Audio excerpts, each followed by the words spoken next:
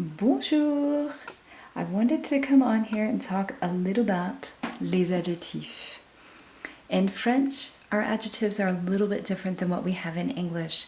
So the first thing I want to point out is their position. They are usually after.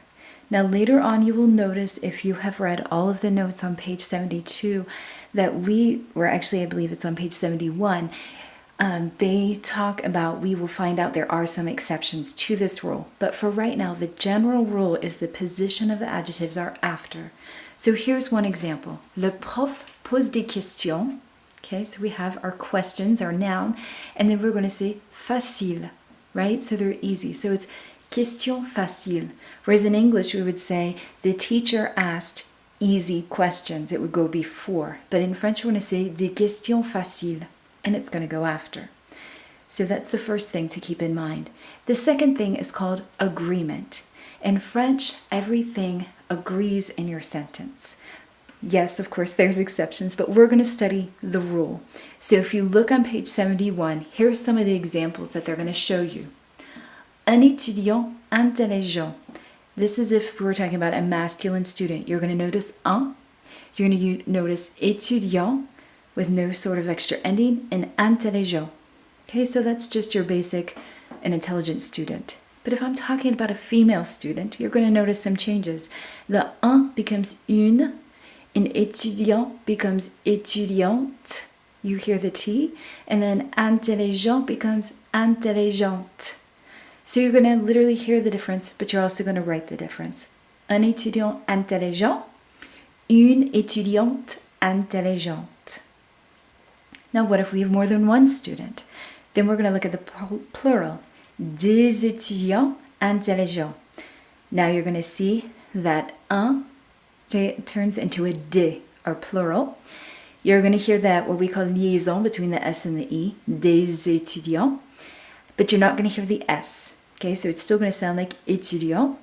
And then we're going to have intelligent, no S.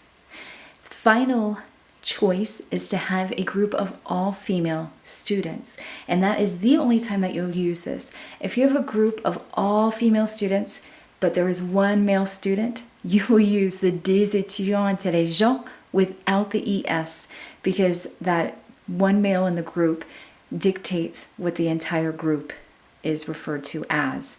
So the final example is only for a group of intelligent female students, and that would be des étudiantes intelligentes. And again, you'll hear those T's, and you have the E and the S. The E because they are feminine students, and the S because there's more than one.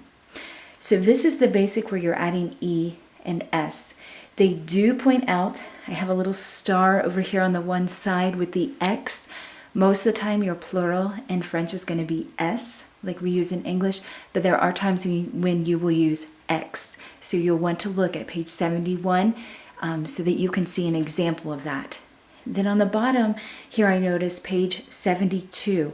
On page 72 in the ebook, they give you irregular adjectives, and there are several. So if you're looking at the chart on page 72, you're going to see they're going to give you the endings, like the EUX.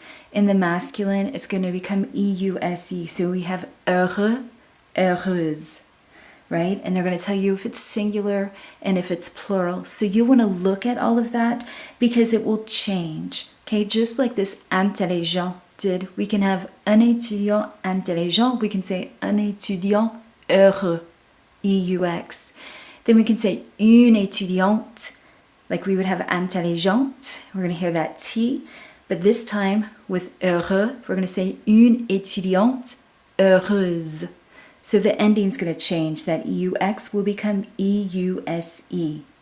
So if you look at that chart on page 72, that should help you with some of the irregular verbs. You will see some things that will be the same where you're adding E's or S's, but there is quite a bit of irregular forms that you will want to use. Once you get the hang of them though, it's actually pretty easy to tell what are the rules that they follow. They also go back and talk about colors. So if you're still struggling with colors, they do give you some notes about that on page 72, and you'll want to take a look at that. If you have any further questions or are still confused about something, please do not hesitate to ask.